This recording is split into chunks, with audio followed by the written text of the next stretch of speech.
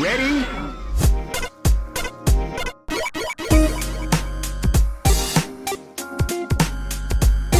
Hello and welcome to Rhythm and Pixels, a video game music podcast. Just waiting for the Gotta wait for Yoshi. This is episode 29-2, and we are your hosts. My name is Rob Nichols. And I'm Pernell. Every week we listen to great video game music from all consoles and all generations. We just choose a topic, we choose some music, and we listen to the music, and we talk to each other about the music. We gab. But no, this summer is the summer of 16-bit. It's still going. It's going strong. Still spicy hot outside. I mean, do you want to go in through like September? Do you want to go through October? Let's not go October. I think by that point summer would officially be over, no matter how you slice it. I think we do Rocktober. Honestly, yeah, it seems We do 4 episodes of rock music. that might seem, honestly, that would be hard too, even for me. Like, I can only rock so hard. I need some calming. Oh, I beats, see. too. We do Rocktober and then I don't know, Chillvember. Oh no, maybe Tryptophan November. Tryptophan November. Like, hey, how much turkey did you consume? Taking that. You're probably looking at the title of this episode and wondering why we're doing an episode on Seattle. Seattle. And the truth is that I've watched the series Frasier at least 8 times all the way through. Well, that's a secondary reason for the choice. Yeah. You also traveled to Seattle recently. I did. I just came back from Seattle. My family that lives out there, they're moving back. They're coming home. This region. Yeah. He's from, my brother-in-law is originally from Delaware. He's coming back to Delaware. The plan was to go out there and help them pack the house, but they settled really quickly on a house out here, so they were already packed. So it was basically helping and hanging out, baby. Mainly just hanging out. Yeah, sightseeing and hanging out. Although less sightseeing this time around.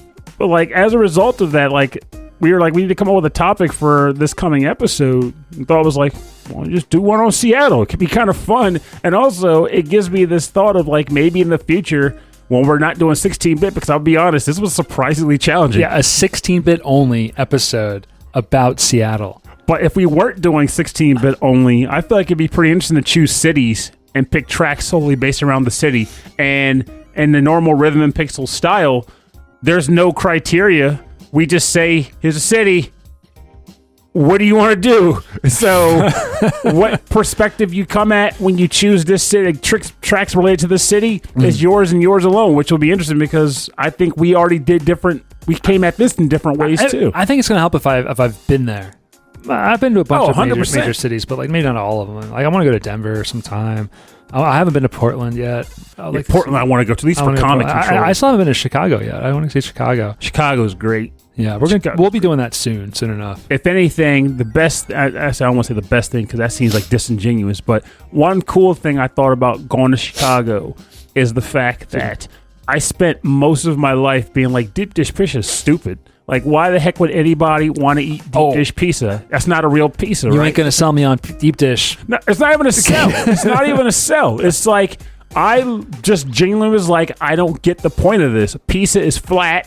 Pizza has toppings and cheese. Like, why would I buy a casserole when I can eat a pizza, right?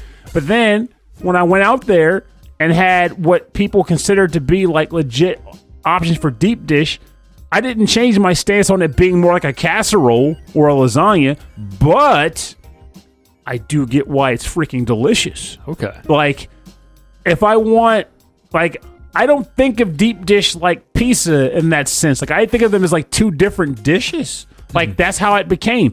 And I realized that if I want deep dish, I'm going to say I don't say I want pizza, which one, deep dish or New York or whatever. I say, no, I want a deep dish pizza today. I want deep dish, or I want New York pizza today. They are 2 separate requests. You say, I want deep dish. Yeah. You don't say, I want deep dish pizza. I want deep dish. Deep dish.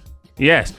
But I will say deep dish pizza, but it's more like if someone says, like, it's almost akin to like when someone says, I want pizza. What toppings do you want? And now you got to decide what toppings you want. Or in the case of this, I want pizza. You want deep dish or New York? I'm like, no, I want deep dish pizza today. Like, there is no which type of pizza you want. If I want deep dish at this time, that's where I want it. Okay. So you're a situational pizza eater. Yes. You're not like, okay, right now, if you wanted a pizza, capital P, capital Z. What pizza do you want? Puerto Zealand? I don't know.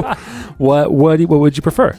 Right now, if I could get it, but it's primarily because of how long it's been since I've had it, I want freaking deep dish. Oh, wow. And I want it specifically from a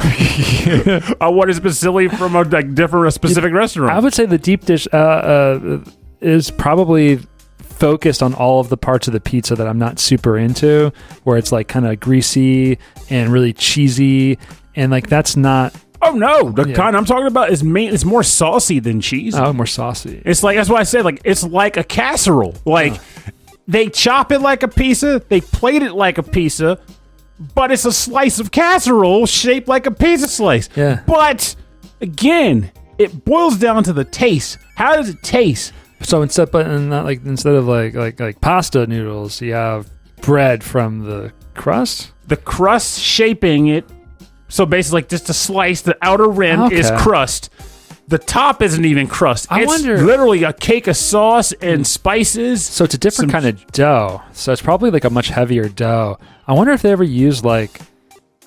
I've been watching too much British Bake Off. I was like a hot water crust, where it's like one of those like old school like British doughs where they used to make like hand shaped meat pies, you know. And I can see that too, because it comes out like a meat. It comes out like a saucy pie. Yeah. And I think it sounds weird, but it genuinely does work. And I think one way to get past that stigma of which one is like the outright just remove the war aspect, the same way that some people got off the whole console wars biz, like Super Nintendo or Genesis. Like, I like them both. It's just, what am I playing right now? Saying like, get off the pizza wars. Yeah, get off the pizza wars. Just eat them both. Now, I'm sure there's like every major city does have their version of pizza. And it's so true. We learned about New Haven style, and I was like, that exists. But it exists. So I'm sure there's a Seattle style pizza. I didn't have it.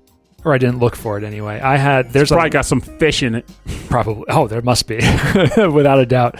But no. What is big out there is Asian food. There's Thai food, Indian food, just amazing food. And so I had a lot of that. I had a lot of Thai food.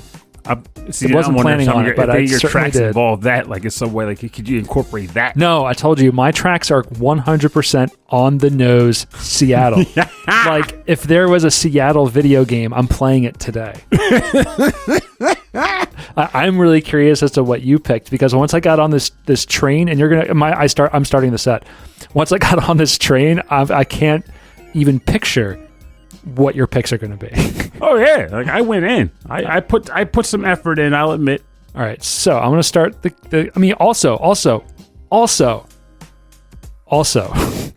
pointing at Pernell right now. The composers on these tracks, A-listers. Oh, so we got some bangers coming out. We're going to start this one off. Ready? All right. Are you ready? Let me take a sip of my Jocko. In 1988, Ken Griffey Jr. was signed to the Seattle Mariners. From 88 until 98, he played for the Seattle Mariners. During that time, he had 2 Super Nintendo games. Oh, Ken Griffey Jr. Baseball. Yep. And Ken Griffey Jr. Baseball. Oh, man, another one. No, there's 2 of them. And they're amazing. So we're going to listen to Ken Griffey Jr. Presents Major League Baseball for the Super Nintendo. Composers are Chris Jojo, Paul Tonge, Matthew Cannon. Don't know those guys, but I do know Geoff and Tim Follin. Oh, Ken Griffey Baseball? The Follin brothers. No, that's a shocker. Yeah, and this one's clearly got the Follin influence on it. We're listening to Play Ball. This is kind of like the opening track to the game. Not the title theme, but like when you hit start and the players are running on the field and you're getting ready to play some baseball, Pernell. Like a perfect game of baseball! Let's do it. I guess the joke is usually football, but I'm taking it. All right, this is Play Ball from Ken Griffey Jr. Presents Major League Baseball.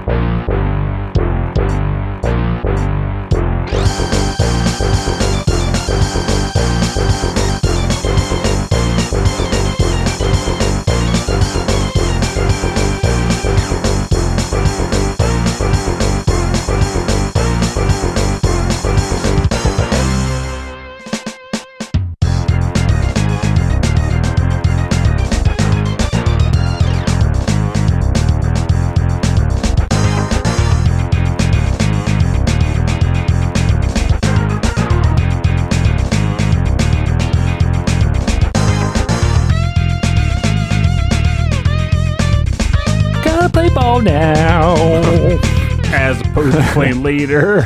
You're listening to Play Ball! From the game Ken Griffey Jr. presents Major League Baseball for the Super Nintendo, composed by Chris Jojo, Paul Tonge, Matthew Cannon, and Geoff and Tim Follin. And you can hear the Follin influence all over this. This sounds like Pictionary. Oh, this is so good. hard.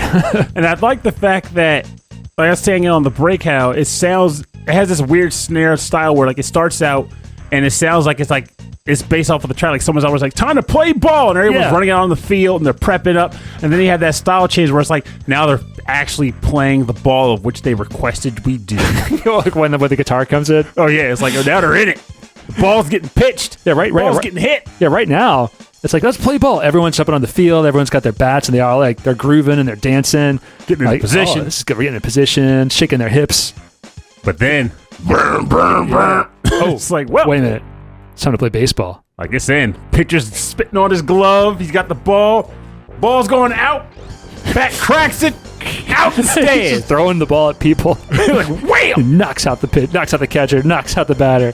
Knocks out the third baseman. That'd be a whole new style of baseball. I'm like, actually, I missed that. Was like mat ball back in the day. Mat ball. Yeah. That game put kids in the hospital. Or kickball, as we used to call it. Oh, no. They were different. Oh. So kickball was bases like baseball, where someone roll the ball, you kick it, and then you run the bases, catch it, and throw it. Oh, this is starting to sound familiar. Yeah, but mat ball had some variations. One floor mat, right? It was floor mats. Multiple floor mats represented the bases. More than one person could be on one mat at a time. That's what it was. And you could run in either direction. So you could still score going in counterclockwise. Exactly. You couldn't change directions. Or going clockwise. But you could go in any direction. So once you start going left, you have to continue going left. Or once you start going right, you have to continue going right until you round the bases. And it got violent because the mat could slide on the floor and you, again, had multiple people on bases being covered by the one guy. So sometimes you try to get in, you get a guy who slide in, the mat goes with him, you're tumbling into all the players that was falling on the floor. When you played, did you play like both teams were at bat at the same time?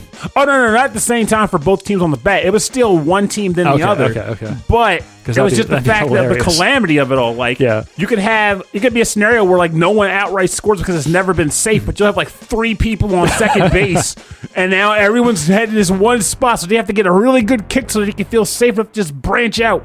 Oh, man, that reminds me of, not reminds me, but it gives me the idea like, oh, I wish baseball was a little bit more exciting, right? Mat ball would do it. Do you remember, you probably, I don't know if you would remember, but they tried to make a new football league called the XFL.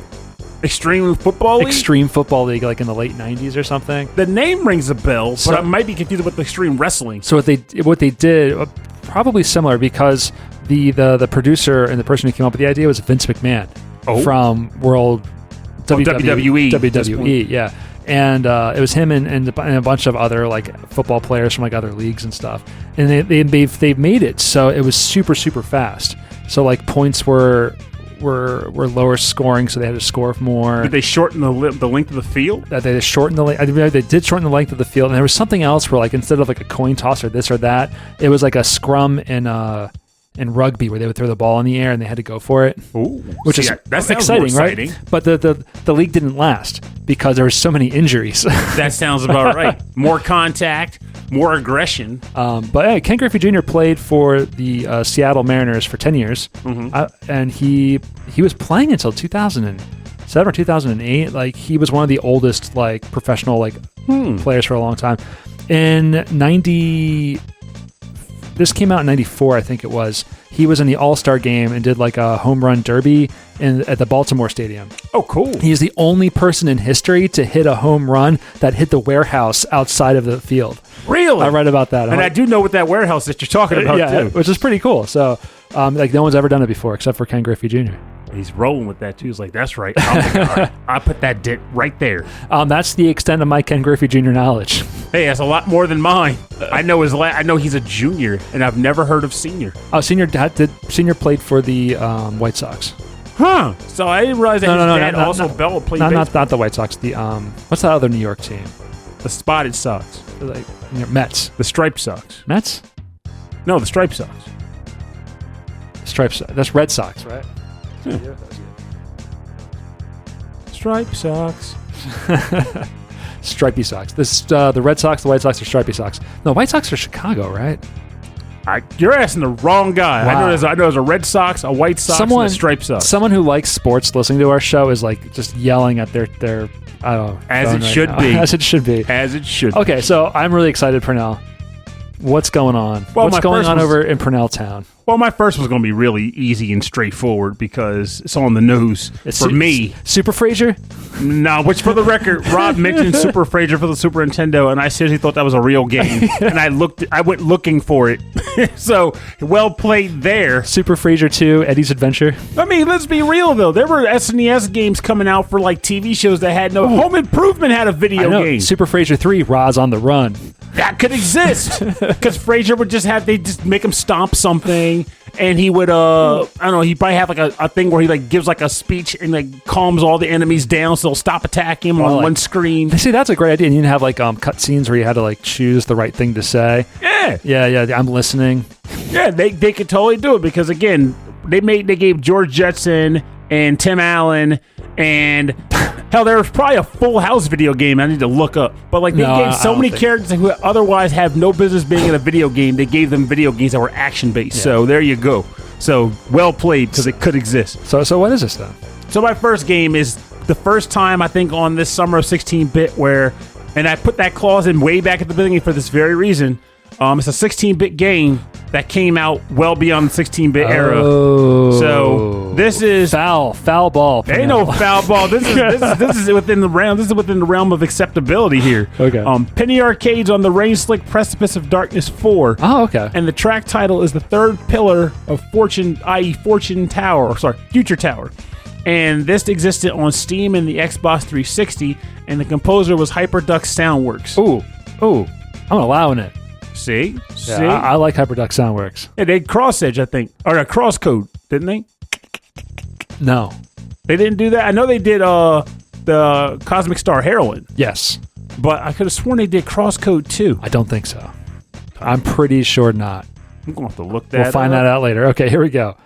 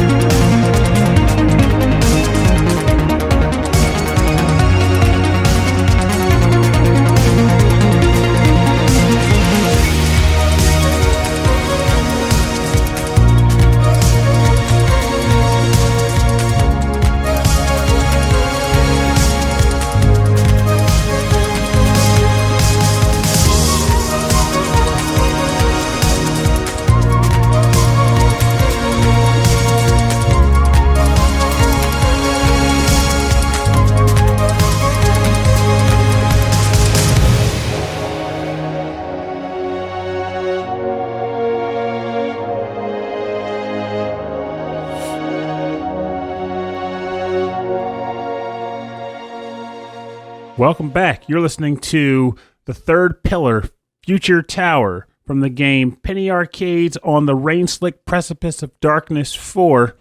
Lengthy title. for Steam and Xbox 360, composed by Hyperduck Soundworks.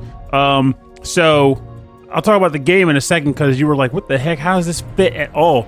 But no, well, yeah, Penny Arcade, like they're based out there, right? Like, yeah, like the reason why I picked them was because one, like even though they're technically in Spokane, the reason why I originally ever went to Seattle in the first place was because they had Penny Arcade Expo up there before they became the East and West breakdown.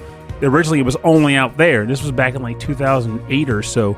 And it was honestly a great reason to go, and it got me to... I think that's the farthest I had flown at the time, aside from... Yeah, even more so, because that's farther away than Los Angeles is from here. Yeah, it's, because you're going kind of at an angle up north from where we are. Mm-hmm. So yeah, it's like 5.5 hours. So that is the longest I've ever. That's the farthest I've ever flown in a plane, and I was happy to be out there. It was like an adventure for me, and I fell in love with the city. Like it's a place I genuinely need to take my butt back to, and I'll never forget being on the bus leaving the airport to go to the hotel.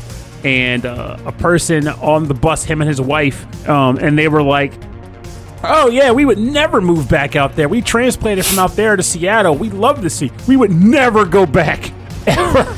But I'm like, that's a weird thing to have placed on the bus that I'm riding on from the airport to the hotel. They would never go back to. They would never come back. They would never move back to Delaware. Oh, I see. They liked it so much. They love Seattle that much. And I'm like, that's an interesting coincidence to just be on the bus with this pair that would outright say, never, just stay in Seattle forever. But as far as Penny Arcade Expo goes, like it was a fantastic time. It was when it was in its infancy. So all the growing pains that comes from starting conventions. Yeah. I personally believe that's some of the best time to go to conventions when they're new and still trying to get their bearings because there's so the Penny Arcade Expos when they come back, they're massive affairs. Now they're all crowded. You can't really get to anything. But back then, you could, if you wanted to do something, you could. Demo stations were almost always accessible. Mm-hmm. I remember entering tournaments and actually winning them. Like, before everything became inflated and bloated. It was just such a wonderful time. Tell me about these games, because I've seen them. I've only seen like pictures of them. I've never played any of these. Here's the sad part. And there's a bunch of them. For the most part, neither have I because of the usual Pernelling, but I do own the first and second. So they were originally released back in like the late 2000s on Xbox 360. Mm-hmm. They were developed by one particular studio, and I can't remember whether they just didn't make enough money or if the studio went under. I want to say the studio itself went under. But as a result, after the second game, the concern was that they already knew the games needed more sequels, but they would never come out. So there was a concern there. But then a company called Zeboid Games, who are originally at the time they were known for Cthulhu Saves the World. Or Breath of Death 7. Okay, I heard of that from you. Yes, there it is. See, but they were known for those style of games, which was like 8-bit style RPGs on current gen systems. So they kickstarted the third game, made that Kickstarter goal, and they released the third game, which again I haven't played them, so I can't be sure. But I want to say that one was more of an 8-bit style, close to 16-bit. But I want to say it was more 8-bit. Okay. But then the fourth game was 16-bit in style, more akin to like how Cosmic Star Heroine is. Okay, yeah, like the Chrono Trigger-y look in that one. But this game was more like more like a Final Fantasy in appearance. But as a result, I'm like, this fits the Seattle theme because of what I described earlier. Yeah. Also, it is 16-bit because 16-bit style counts. Of the game. Of the game. Not the music. It counts. This song is neat, though. So I even came close to looking at Game Boy Advance because there's a whole argument on the internet about that still takes place. Like, was the Game Boy Advance a 32-bit or a 16-bit? But the thing about it was that the graphics were 16-bit. The audio was 16-bit, but apparently the graphics were like 16-bit too, which adds up to 32. I don't know. If you listen to the Legacy Music Hour podcast, they name it as like third and fourth generation systems.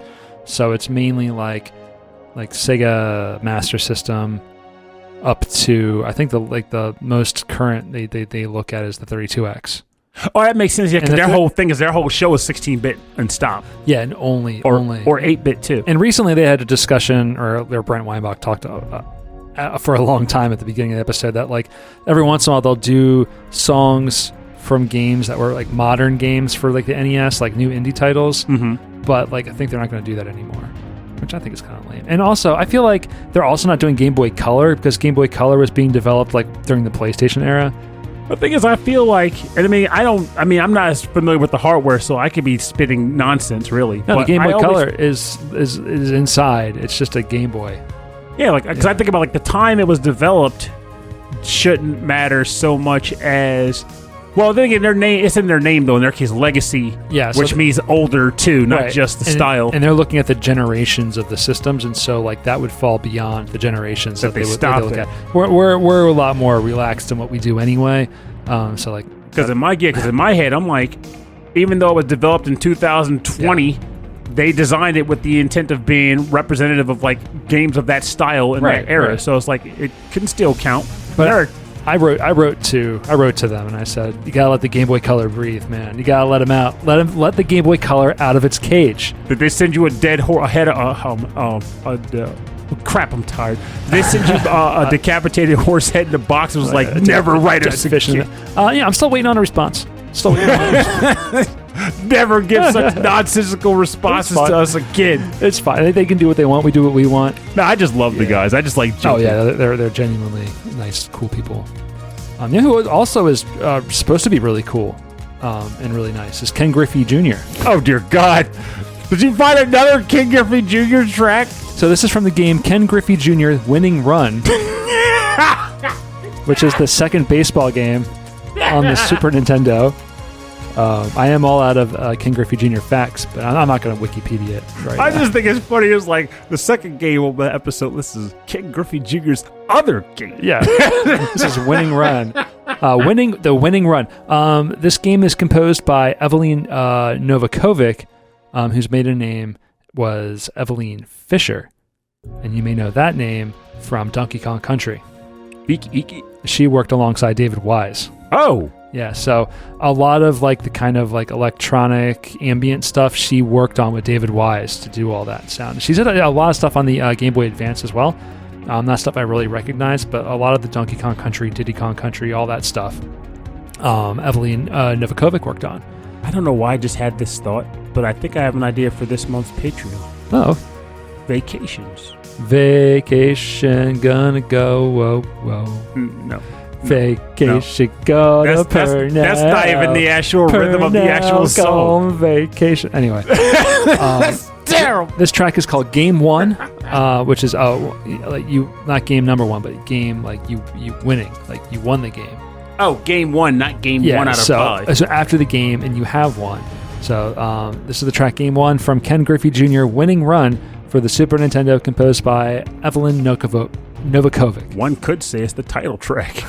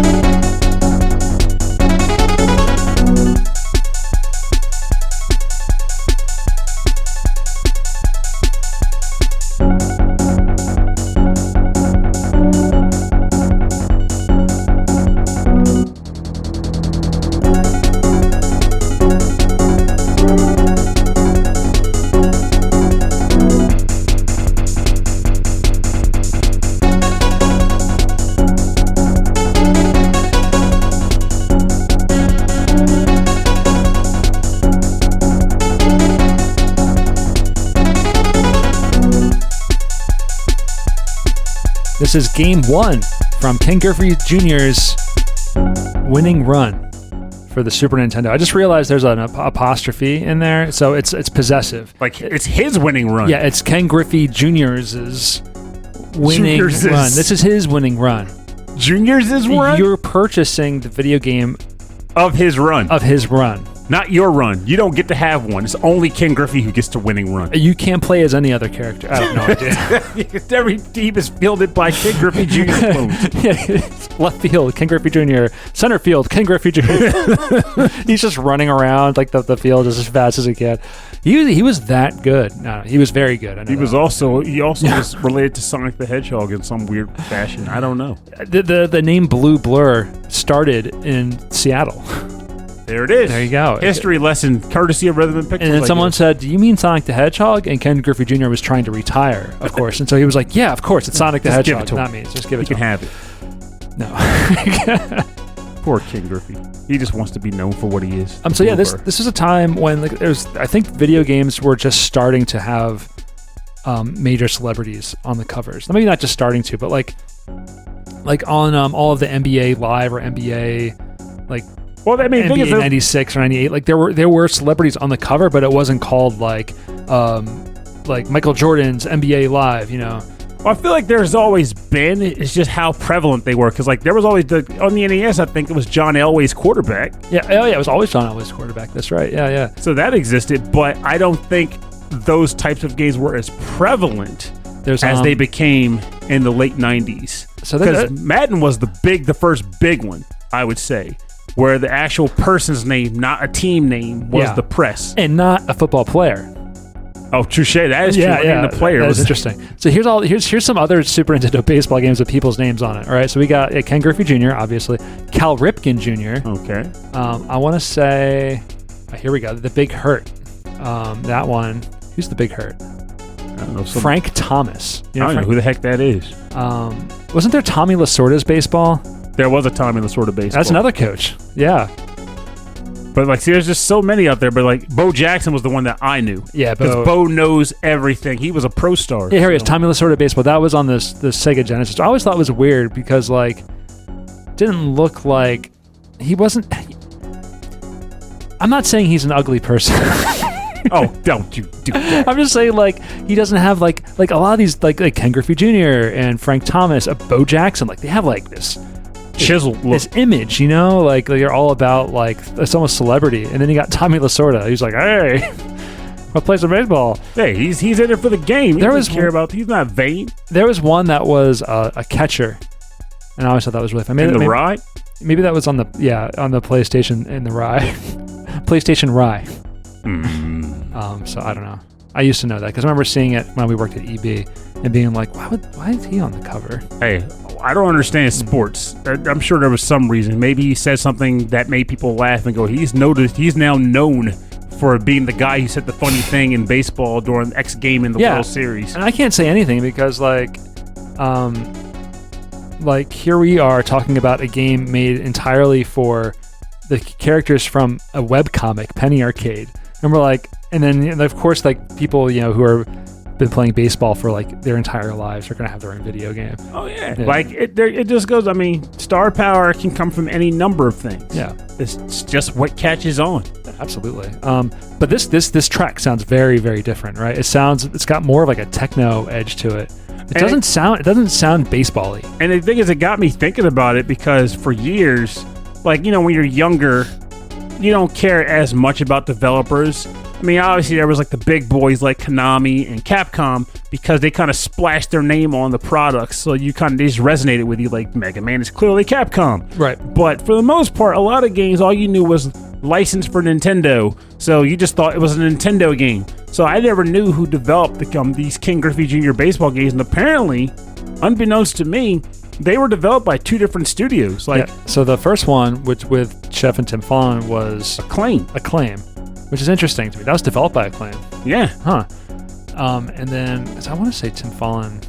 I guess that doesn't make sense. And then this one was Rare, which makes sense that Eveline Novakovic would be on that.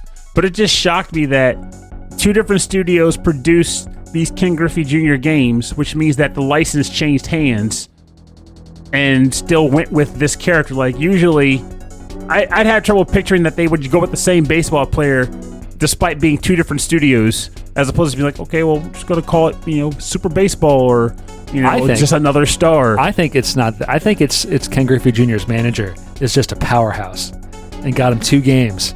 And Ken Griffey Jr. was like, hey, in my contract, it said I'm getting 2 video games. And the guy was like, well, I mean, we already got one from Acclaim, and they're not going to make you another, so let's go find another company. Hey, you know, he earns his keep. Let's do it. Although I remember that first one. I don't remember this game.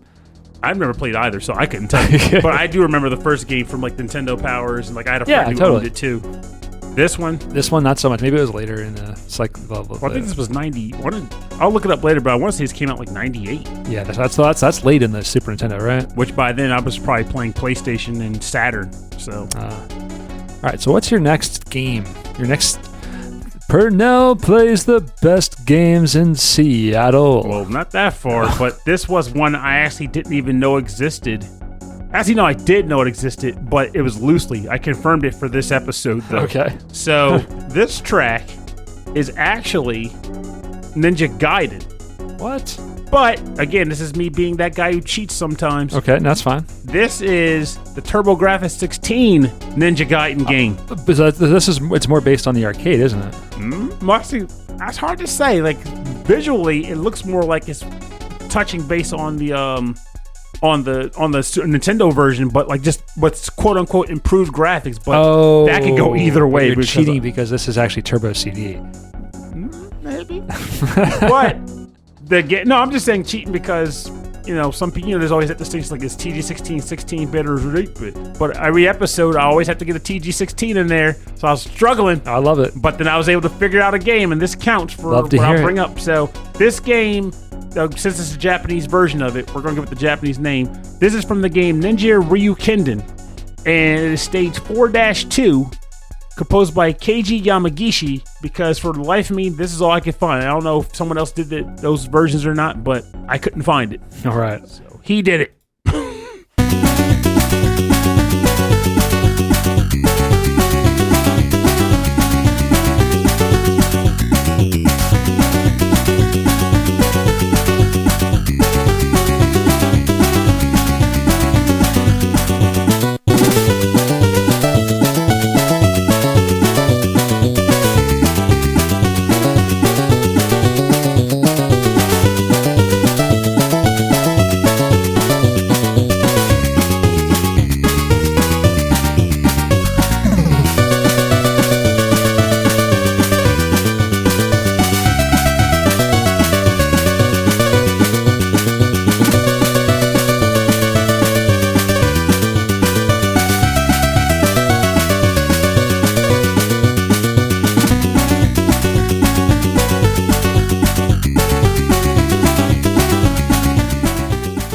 Welcome back. You're listening to Stage 4-2 from the game Ninja Ryukenden on the TurboGrafx 16, also known as Ninja Gaiden, composed, I believe, by Keiji Yamagishi. I know he did the NES game. I'm going to assume he did this one too, because I couldn't find any different. I mean, it's hard to know. It's hard to know.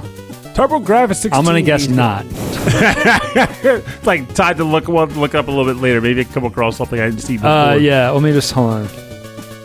Well, you can keep talking. I'm not going to look it up right now. So, Ninja Gaiden, or rather, this game is pretty much Ninja Gaiden to the letter as far as like the stage design layout goes. It just graphically is different, and as you can hear right here, the OST is completely different. Stage 4-2, the OST there is one of my favorite tracks in Ninja Gaiden 1. And this sounds absolutely nothing like that at all. Yeah. So it makes me think this might be more towards the arcade version of the game. Well, that's the thing, though. Like, I've seen the arcade game get played, and I watched footage of the PC Engine game get played, and this looks and flows more like the NES game did. No kidding. It's just a matter of the music is different. And you're right. Different graphically. Yeah, you're right. It really does. Because in the arcade, it had more of like a beat 'em up style to it. Yes. Yeah. And this one still has that whole flow, that flow motion of like running forward, slashing and jumping and getting out of the way of stuff. But like, I think this track is great. Like, I feel like overall, if I were comparing the OSTs, which I ended up doing because of course I did. The OST from the NES game is the superior one in my opinion. But as a person who just likes and appreciates video game music, I think it's really cool to listen to the TurboGrafx rendition and get a feel of like what these guys were experiencing when they played the game on that console. Well, you get more sound channels out of it too. So I feel like they're able to do like more complex like things with the chords and the sounds. And I think it's got a cool sound to it. I've always thought the TurboGrafx 16 or PC Engine's got a neat sound. It's not even beepy. It's more like It's got plinky. You know, something about it. It's really cool. Some of my favorite OST tracks come from that console, and I will hold it on a pedestal to the day I die. But I'm sure at the point you're also probably like, why the heck did he pick this for a Seattle episode? And in this particular case, it's because I got to thinking about other things of Seattle that I've always appreciated. And one of the things I came across out there was a game store that does like imports games and the like called Pink Godzilla. It was a game store that came out that was out there. They were vending at PAX that year, but they also have a physical store located in the city as well.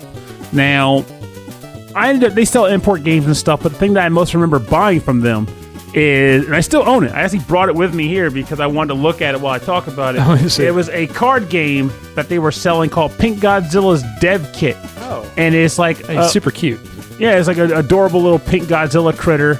And the idea behind this card game is that you're a video game company developing a game, and you're trying to develop video games before the opposing characters. And then why specifically Ninja Gaiden, and I'm pointing this to Rob so he verifies it, on the upper left corner of the box, one of their mascot characters looks like a triangular ninja. So I was like, ninja, Pink Godzilla Dev Kit, import video games, Ninja Gaiden. There you go. So I was like, let me see if I can find a Ninja Gaiden game. Yeah, he definitely looks. Applies. Yeah, he's got the star on his head though, so it counts. I know. But I'm thinking he reminds me of some other. Maybe Shinobi? Yeah, maybe it was Shinobi I'm thinking of. But like the funny thing about Pink Godzilla though is that if you go to look them up right now, you won't find them because they actually got into trouble with the actual license holders for Godzilla, the company, the licensed property. So they had to change their name to Pink Gorilla. They still exist in Seattle, but now they're called Pink Gorilla Games, not Pink Godzilla Game. So it's interesting to have this little game box here where it has their old mascot on the cover and all that good stuff. Everyone's making video games. Why not you is the tagline for the game. So I don't know. I look back fondly on even going to that store and checking out what they had on offer, and also just the fact that I still have the game. And even when I bought it, I was like, I'll probably never get a chance to play it. But I like the idea and the concept so much. It's like, I want to buy it. I'm just going to take it home with me. It's a nice little souvenir from Seattle. So Seattle's got a lot of cool little shops. We went to a really nice dinner at a really, really nice restaurant. That was like our big splurge night. Like we dropped family away and we were like doing our own thing tonight. And we, but across the street from where we were eating was a board game shop. No, it wasn't Mox or whatever it's called. That which used to be called Card Castle, Card Kingdom. It used to be called Card Kingdom. Then it was called Mox, where it's more of like a restaurant bar where you can also play games. That sounds cool to me. It's amazing. But it was some other little shop, and it was so cool. I was so sad that we're just closing because we were going to go in there and actually play stuff. We were like, we never tried Patchwork. We were going to try Patchwork. We were going to try a couple other things while we were there. Oh, Patchwork for a couple is the perfect game. Yeah, we were really excited to try some, but then they closed up. But we bought something. We ended up giving it to our nephews. What game did you buy? It was a word game. Word on the street? It was a word game, but it was also a social deduction thing. So like where one of the players is a werewolf. Like where one person has a word, they're giving it. Werewords? Werewords. Yeah. Wow. You know your games. I do. That's amazing. So we picked that up thinking that'd be really fun for us. And we thought, our nephews might like it more. So we gave it to them as a little gift. So yeah, there's so many neat little shops and like boutiques and stuff. One thing we realized while we were down there was, like you said, that you met that couple that were like, oh no, we're never going back. We're going to stay right here. It is so expensive to live out there that it is truly a great place to visit, because I feel like if I were to live out there, I wouldn't be able to enjoy it because I'd be working all the time. I could go maybe if I'm lucky get a job at one of those big tech companies like Adobe's out there, Google or Microsoft, but I would be working all the time. Because that's the kind of workload you'd be getting. Yeah, and I'm at the point in my life right now where I want more balance. And I want to enjoy this city because there's so much to do out there. There's so much cool stuff. And that's why you live somewhere cheap that pays you well enough that you can afford to travel if that's possible for a person. Yeah. Because it balances out that way. Welcome to Delaware. Pretty much. That's what everyone's in Delaware for. We were joking with my family out there saying what the city motto is. It used to be a place to be somebody. A place to be somebody. It's not anymore. It is now so close to where you want to be. Is that really what it is, though? It is literally... you could be somewhere else. But you're hunkered down here because it's cheaper. But it's true, yeah. It's lower cost of living, and you can go wherever. So, all right. So my last trek is not a Ken Griffey Jr. game. It's actually Cal Ripken.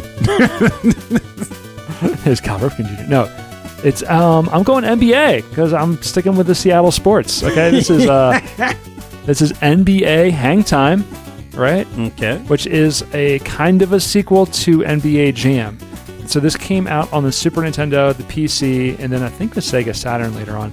Doesn't look super great. You know how NBA Jam was, you had like kind of that side view of the screen? Oh, the boom shakalaka stuff. Yeah, and so you're going left to right. But when the characters came closer, they got a little bigger, and when they went away, they got a little smaller. That was like their big thing. The going all the way visuals. Going all the way. Boom shakalaka. And but in this game, they actually turned it around so that like you're kind of facing towards the basket net, and you can kind of go back towards the camera, and it looks super confusing. It's more like cool visual style, but if you're trying to play the game effectively, it's harder. I'm like, someone came up with a really cool tech demo of doing this, and like, let's make a game out of it. Like, that wasn't the intention, but yeah. But really clever, really cool music by John Hay, Kevin Quinn. We're going to listen to the main theme from NBA Hangtime, and then I'll give you the Seattle connection when we get back.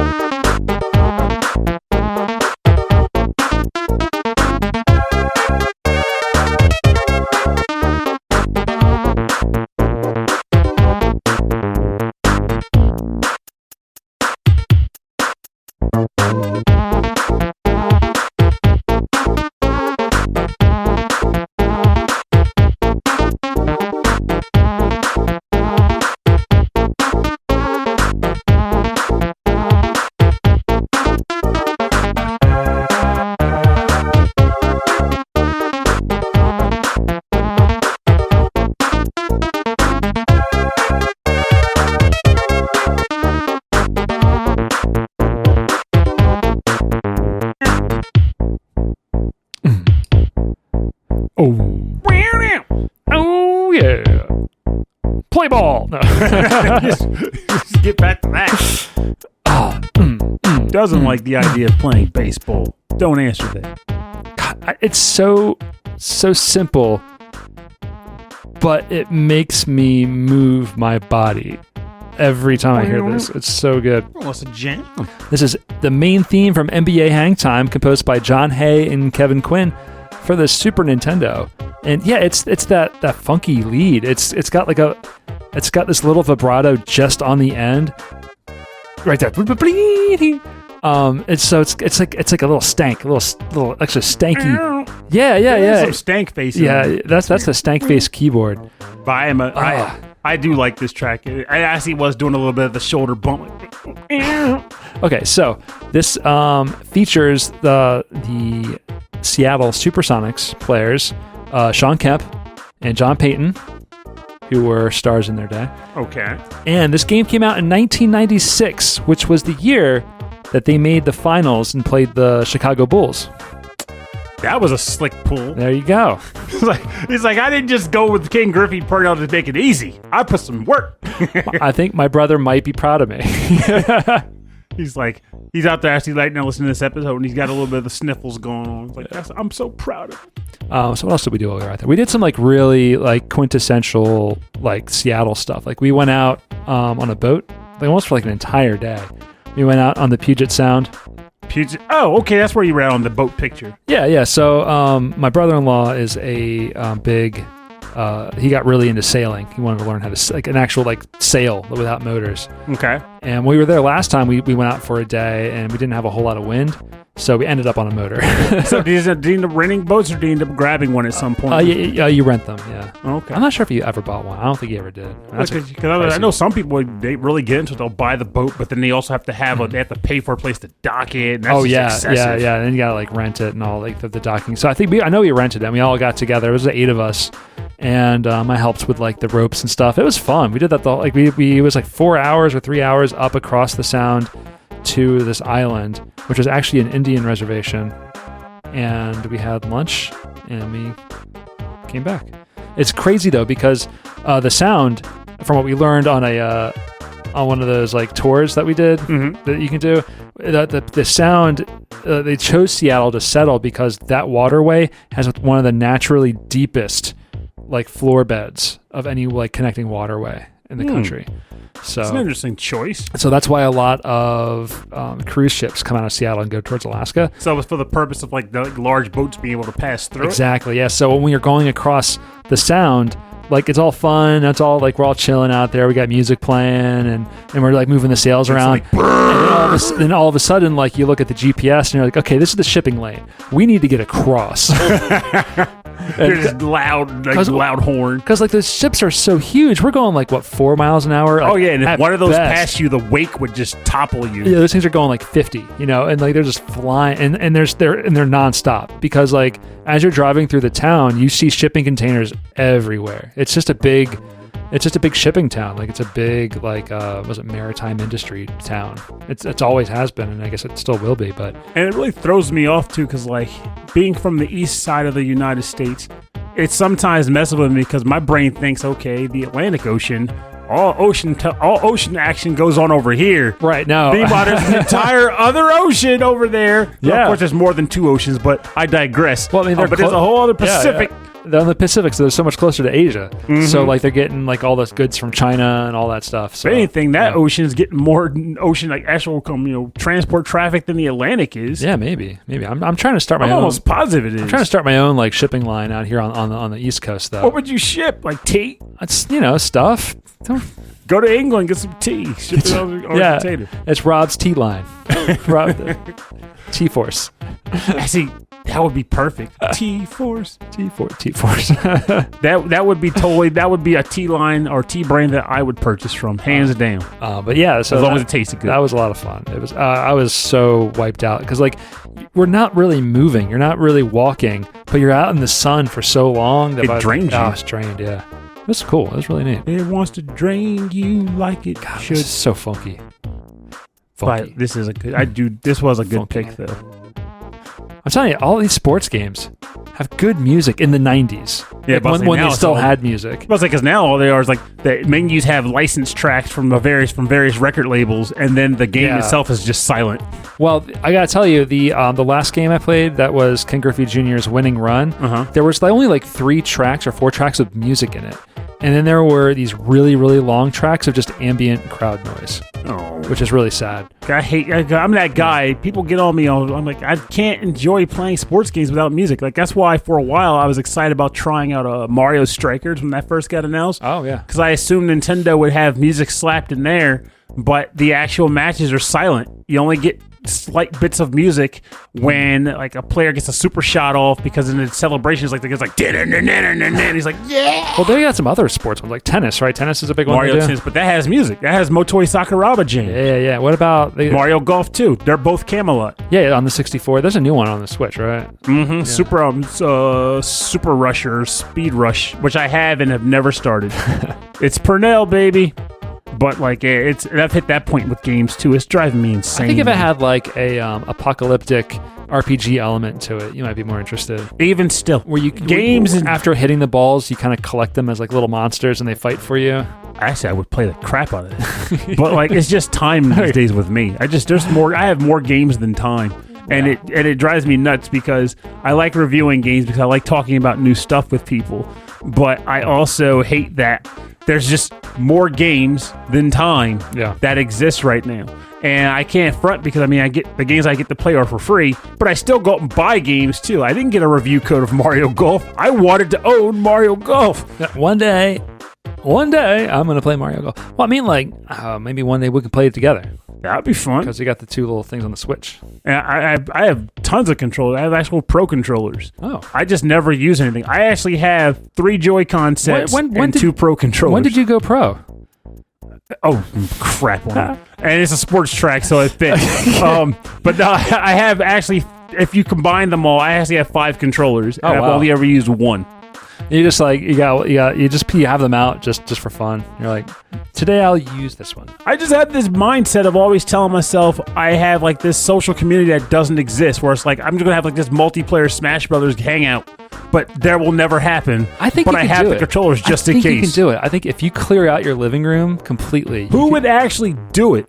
We have many listeners who would love to come to your house. Yeah, the listeners would, but actual physical bodies in this area, not likely.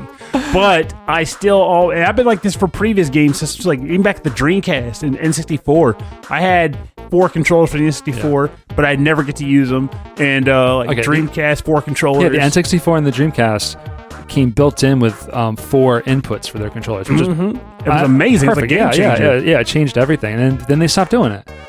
Oh no, the GameCube. Nintendo kept with it until the wireless stuff kicked in. The wireless is where it all dropped. Because of course now you just have Bluetooth connecting you everything. Yeah, it doesn't really matter anymore. Except unless you're in a video game tournament and like you're walking around and there's like 20 setups, you gotta have Bluetooth turned off or else you're messing up somebody's game. Yeah, I do wonder how tournaments work with these games now. The last one I went to was was that one fighting game tournament up in PA. Yeah. And that one was wired still. Yeah, it has to be wired. I mean, all the ones that I know about, like, it's just too complicated. If you come in there and you mess up with Bluetooth, you'll just get disqualified. Mm-hmm. Yeah. So it's interesting to see that with all the technological changes in game design and console design, they have to keep it retro in the sense of like tournaments, and tournaments aren't going anywhere. No. And actually, like you'll have like, and I'm sure it's minuscule, but these games are so, they require so much finesse and timing that like the latency. There is a little bit of latency between a wireless controller and a wired controller that you need it. You absolutely need it. All right, we've been talking over this funk track for a while. Oh, it was a good track for chat. Funk track. All right, so what's your final pick? So my final track comes from a game that you probably don't expect. Super Frasier 5, Marty's Revenge? I really wish there was a Frasier game now. You really put that in my head, and I want it to exist. Or Super Frasier 6, Niles' Nightmare. Now, that would be the first game. That would have been the first Super Frasier. Niles' Nightmare was... Oh, yeah, I like that. Yeah. But, like, this is actually a game... Virtual Niles. No, that's Bart's name. It's Virtual Bart, and we never speak of Virtual Bart for a reason. This game is called, well, I've mentioned it on the show in the past, I think, Umihara Kawase for the Super Nintendo. And this track is the Keiryu theme from that game. And what I came across, the composer's name is Pause the Chat. Pause the chat. Pause the chat.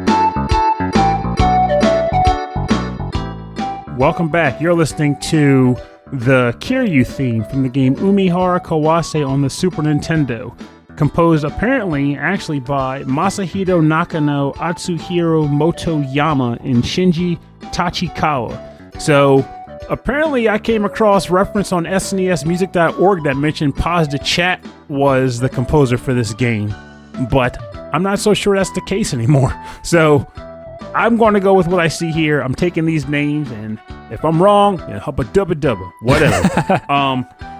So what the heck is Umihara Kawase? I feel like I mentioned on the show before, but for those who are have not heard that or whatnot, it is a game where you play as a little girl who runs around with a fishing pole that she can use to throw the line out and hook various objects and walls to swing around like Bionic Commando, like a grappling hook style. Oh, okay. And it's a surprisingly technical game. Like, it's not arcadey like Bionic Commando. It is a scenario where if you don't get used to the technical aspects of how to manipulate the fishing pole line and all, you won't get past the first stage, and that's not an exaggeration. In addition to that, her opponents in this game are various types of fish. And I mean a lot of giant walking fish, flying fish, jumping fish, I think I looked this up because you mentioned it one time. Yeah, it's a weird game. Yeah. But people, it's developed a huge following. People do speed runs of it. There's been Umihara Kawase tournaments. It's pretty big. But again, it goes back to, I guess, the episode theme of why in the heck did Purnell choose this for Seattle? Yeah. And that goes back to one of the cooler places I remember coming across while I was there, which is the Pike Place Fish Market. It is located pretty much on the coastline of the city. And if you're there, you can actually look out. There's a highway there. I thought it was an interstate, but I actually think it was just a road that is more of an expressway. Mm-hmm. But there's an expressway there. You can see Mount Rainier off in the distance, which is really freaking cool. Well, in the summer you can. Oh yeah, otherwise you can't. Oh, yeah. And I guess when I was there, was it the spring or the summer? I can't remember. It's been that many years ago. If you were there for Penny Arcade Expo, it was the end of summer. Oh, there we go. So it was close enough that I could still get a glimpse. I saw it. I was out there to visit them one time, forgetting that Penny Arcade Expo was going on, and it was crazy. It gets wild. Yeah. And especially now, because, it's like 20,000 people that go. If they're not having it this year, right? No, not this year. Actually, I don't know. I couldn't even tell you, because some people are rolling the dice, some aren't. But Pike Place Market is known, aside from just being it's known for two things primarily. One, it's the birthplace of Starbucks. That's where the original Starbucks is located. Complete with the original logo for Starbucks too. And in addition to that is the actual fish market that's located there, where it's been known that the people that work with the fish will actually throw the fish back and forth over across the aisles and stuff to catch, almost like a weird game of fish catch. So I started thinking about the idea of flying fish and what games involve flying fish and just fish in general.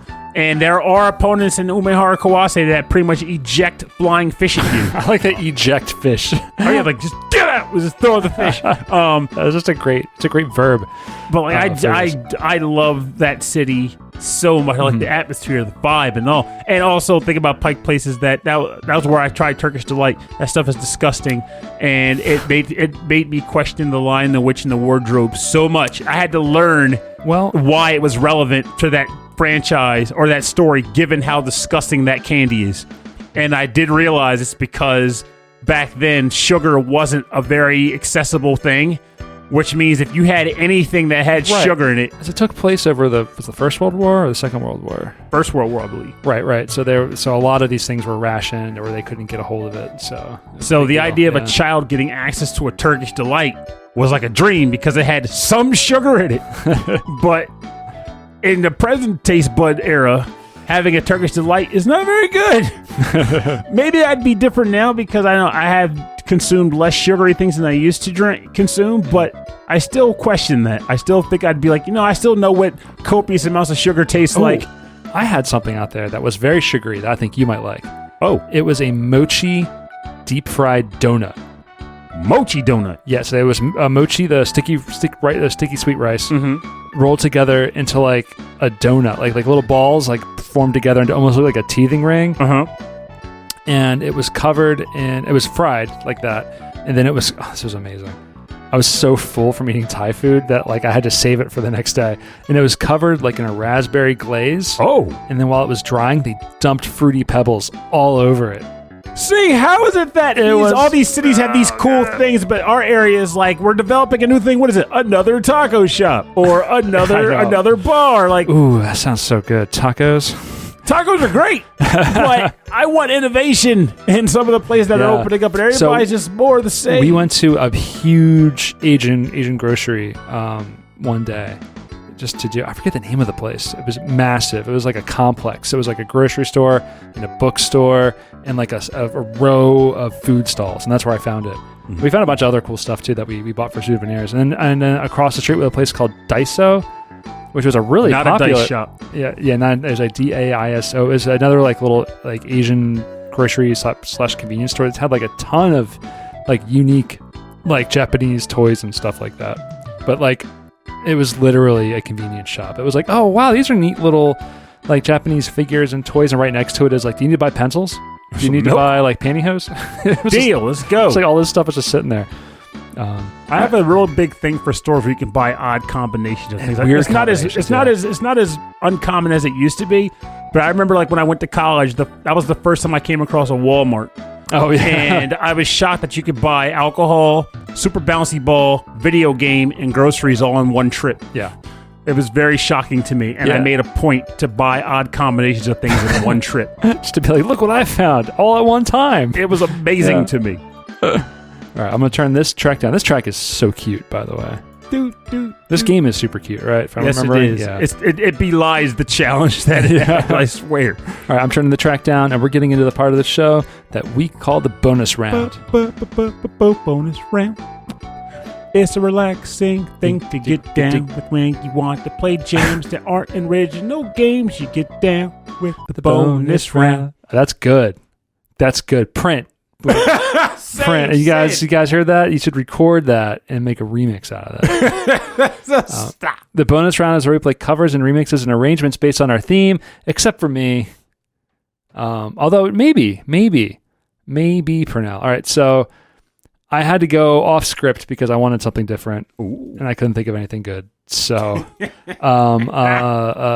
past guests of the show, friends of the show, we have Masikus, Angel Hernandez, and Eric Peabody from Viking Guitar just recently collaborated on a track from Super Metroid, which I'm super excited to listen to.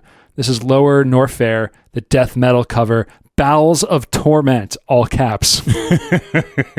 In case you weren't aware of how much torment was taking place in these battles, it's a lot. And yeah, I think that's the best description of Seattle, honestly. Bowels of Torment. Hey, don't you badmouth my beautiful city. Oh, how about this?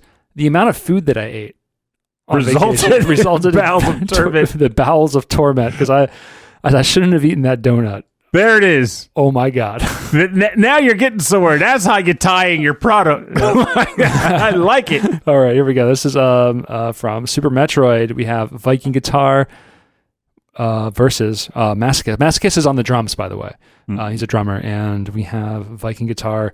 He plays guitars. Keyboards? I know him as the guitarist. Marimba.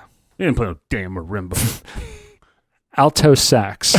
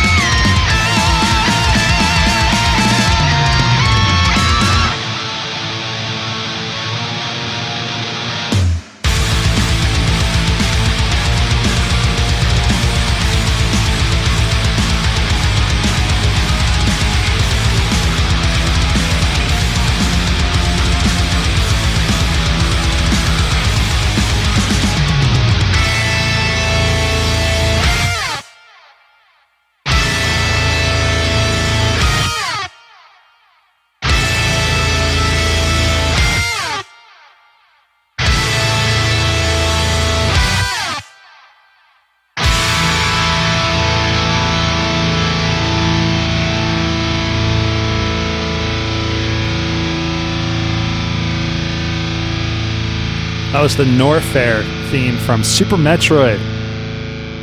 The Bowels of Torment, Pernell. That's how my stomach sounded. If that's how your stomach sounded, I don't think you'd be here so much as still in the emergency room over there. Like, hey, Rob, how you feeling? We have an anomaly taking place here. What did you eat again, sir? So that's a new track from Viking guitar and Masikus on the drums. And yeah, they are always bringing out the big heavies, big heavy epics. I like they turned Norfair into that. Yeah, it's such a simple like melody almost. There's only so many notes, and then they just kind of make something out of that, like something greater. Like that little middle section where like with a little drum solo, and then it goes to a guitar solo is really cool. It sounds like it's out of a different part of the world, you know.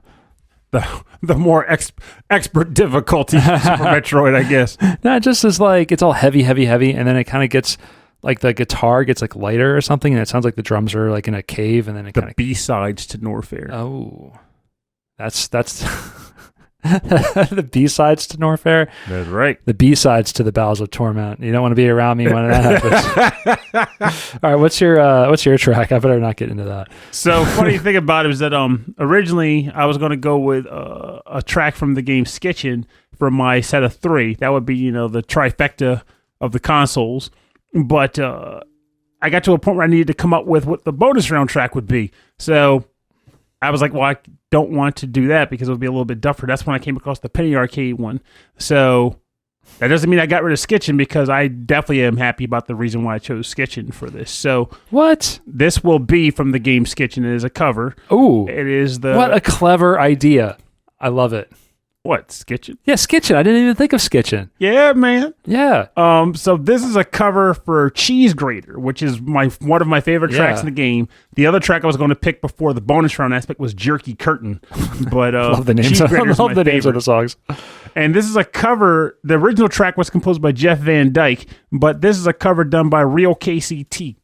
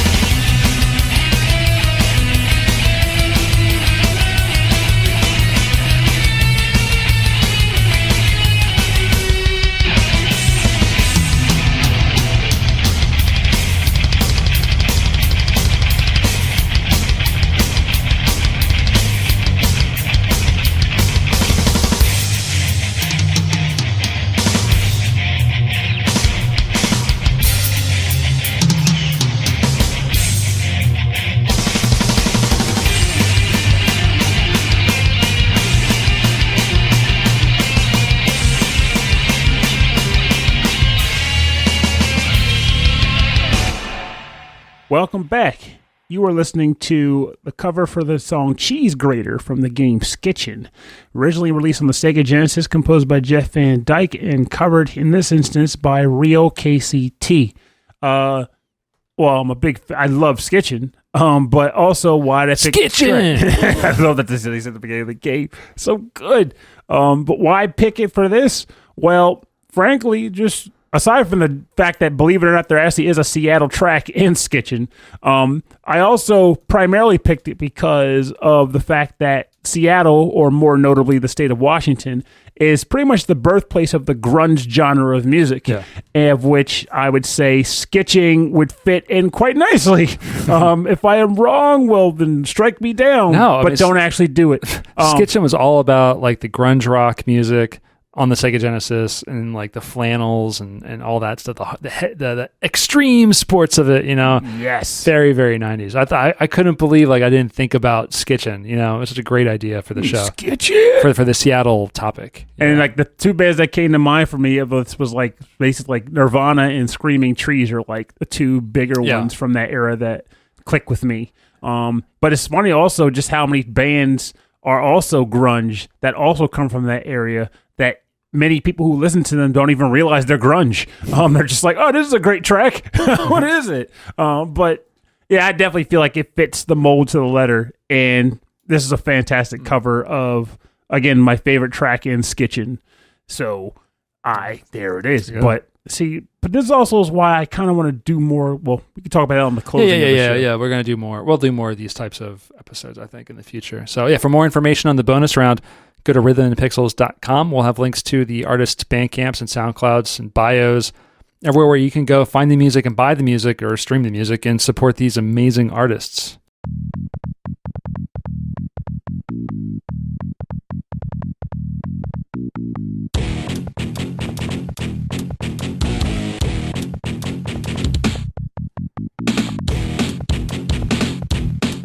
All right, thanks for joining us on episode 29-2 of Rhythm and Pixels. This is music for Seattle. I don't know. Our Seattle list of tracks is weird, but I think that's part of the fun of the concept, too. Yeah, it's like, this is just, I think we're going to do more regional music in the future. And I think it'd be interesting for like cities that we've never been to or one has been to and the other hasn't. Yeah, it's like, what would you choose? Yeah, what are the things about this city that we've heard about? Like, what are all like the stereotypical things for this town? And we'll do that. We also had a request for us to do music from development studios based in Sweden. That would be cool, actually. Mostly Swedish, almost all Swedish composers. I think that'd be a cool thing to do. I think that'll also have to be like a non-summer 16-bit, though. Who knows? Maybe there are a number of Swedish developers who are prominent in 16-bit. We should look into that. I think so. And we can, maybe that'll be our winter, the winter of our 32-bit discontent. I don't know. Cripes. But anyway. It's getting to be about dinner time for me. I'm getting hungry. So for more information on our show, right? If you want to, I don't know what I'm doing anymore. Ramalama. Guess what? Apples. If you want to get in contact with us, if you, the listener, wants to talk to Pernell, send us an email. rhythmandpixels@hotmail.com. And for a full track listing of our episode and pictures of Pernell, go to the website. rhythmandpixels.com. What are you talking about? Just joking.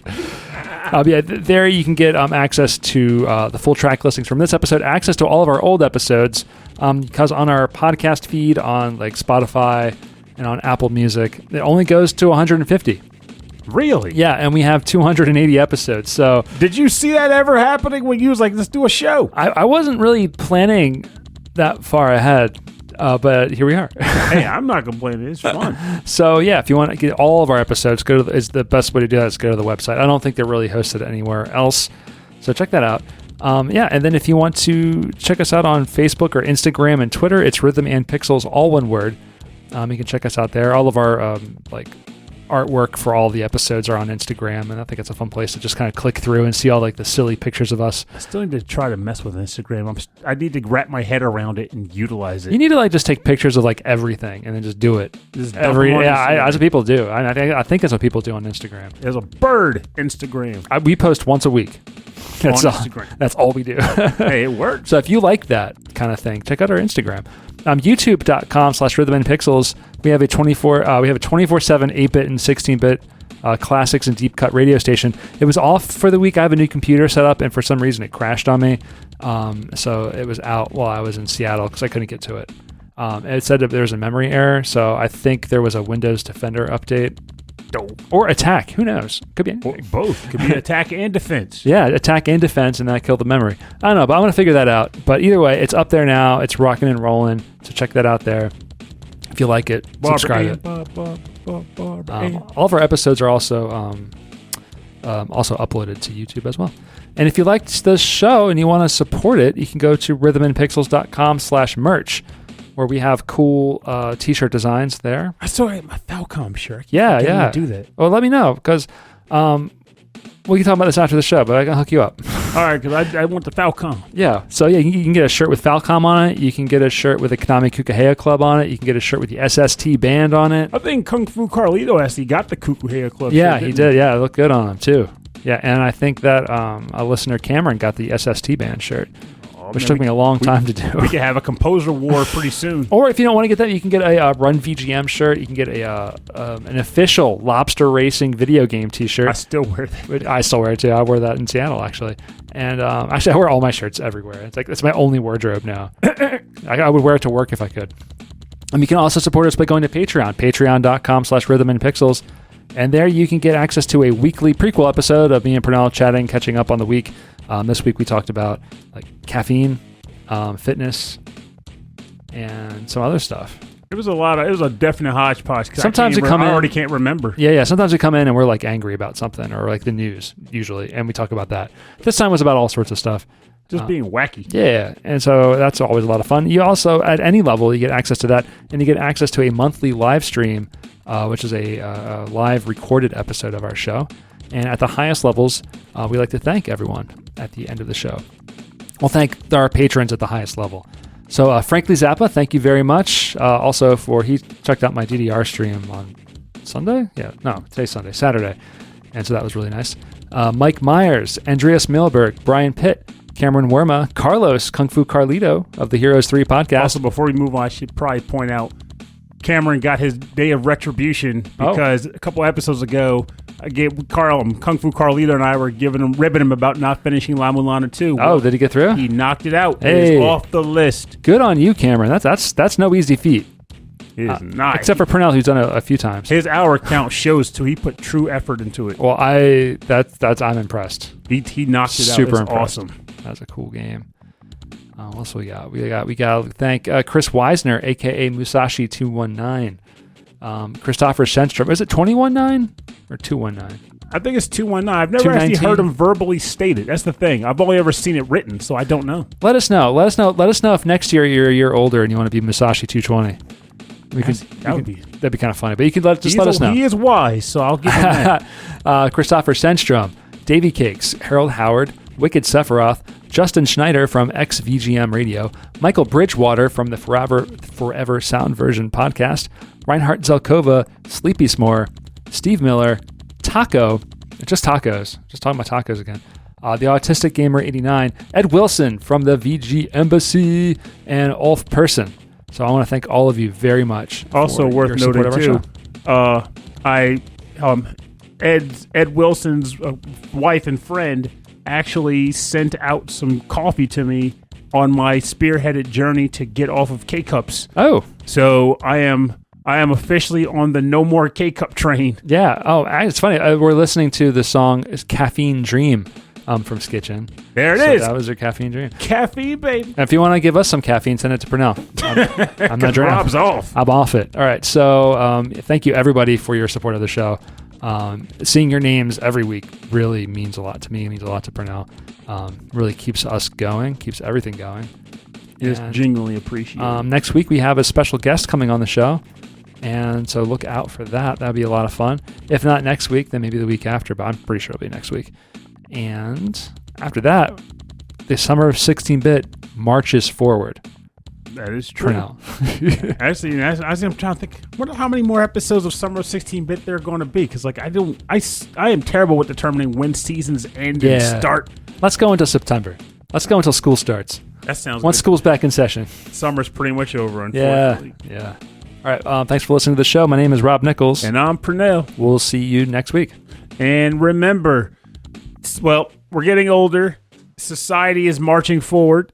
The seasons are rotating, and the Earth is doing all kinds of crazy, weird stuff. What am I getting at here? Travel. traveling is a good way to see the world around you and to get out and see and experience new cool things. It is something worth encouraging, and generally we tend to say things like, next year I'll do this, or next year I'll do that, but the thing is, time passes. Next thing you know, next year is 5 years from now, and you're missing opportunities in which to travel. If you find yourself in a situation where money is a tight wad or tight for you to travel, I'm that guy, by the way, so I can relate.